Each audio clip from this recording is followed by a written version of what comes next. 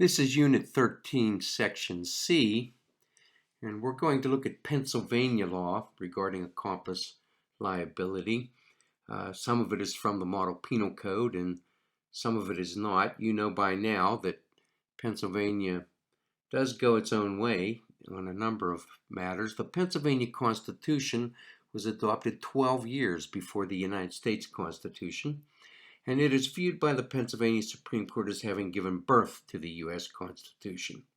While the Commonwealth, both its courts and its legislature, remain open to suggestions, it also is steadfast in its notion that Pennsylvania more zealously protects freedom than the federal scheme does. So that's why we have a lot of idiosyncrasies and a lot of our own twists here in the Commonwealth. But let's look at how Pennsylvania treats accomplice liability.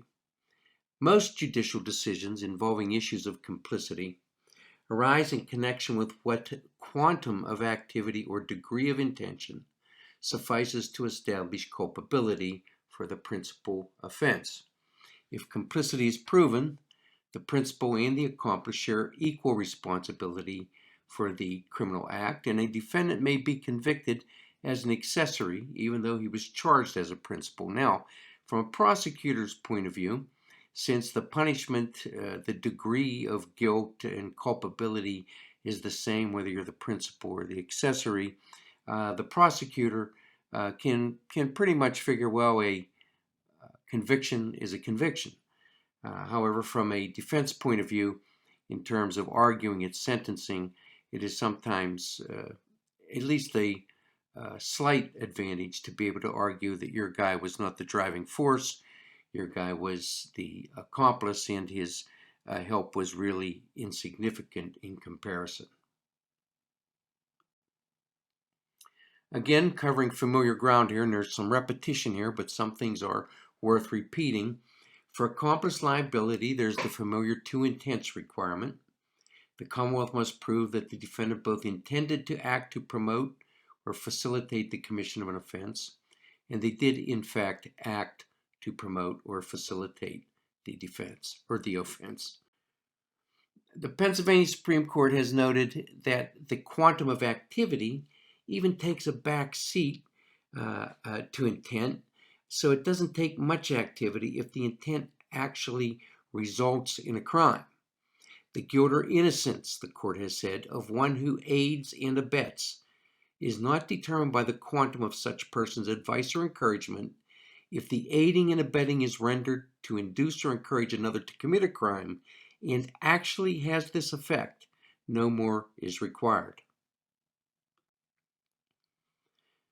But mere presence at the scene of the crime, standing alone, does not establish complicity. A combination of factors present pointing to active participation in the crime satisfies the quantum of proof requirement. Now, we saw a similar result in Hoselton, the case involving the lookout in the first slide in Section B.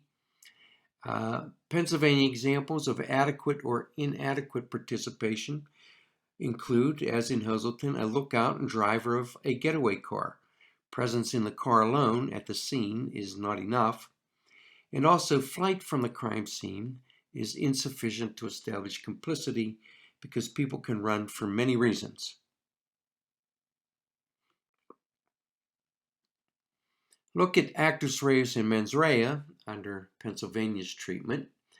The courts have said the Commonwealth must prove that the defendant both intended to act to promote or facilitate the commission of an offense and that he or she did in fact act to promote or facilitate the offense. The shared criminal intent necessary to sustain a conviction as an accomplice may be inferred, even from a defendant's words, not just from a defendant's conduct.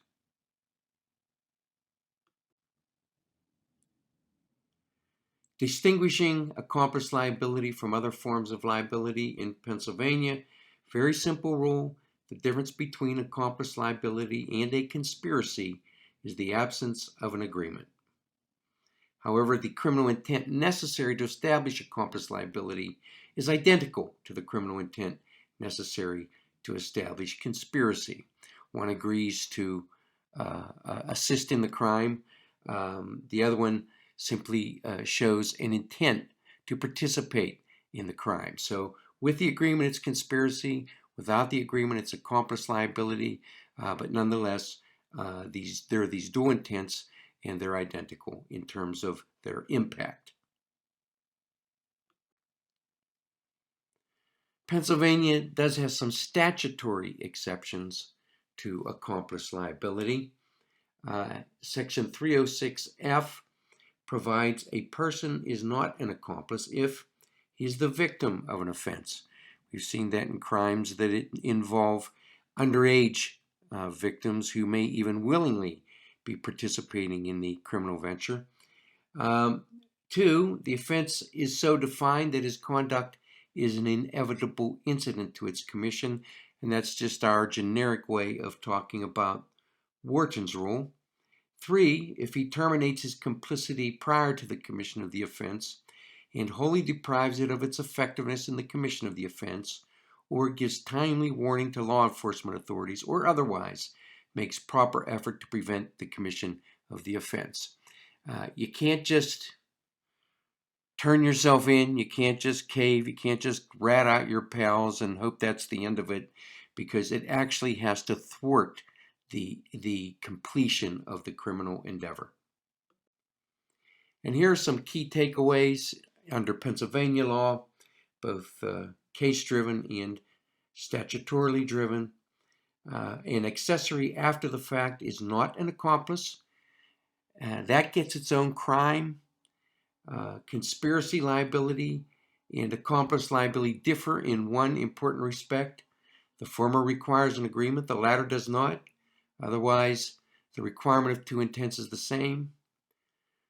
Once the bond of accomplice status is formed, liability flows as to that specific crime only. Accomplice liability is derivative. That is the key word. It is derivative. Without a target crime, there can be no accomplice liability. In the prosecution of an accomplice in Pennsylvania, there is no corroboration rule, like the rule we saw in Himmelstein. Pennsylvania has the corrupt witness charge to the jury in its place. Yet relief can only be achieved by terminating before the commission, and 1, wholly depriving the crime's effectiveness, or 2, providing timely warning to law enforcement, or otherwise making proper effort to prevent the crime. You can't just turn yourself in and be absolved. And that's it for accomplice liability.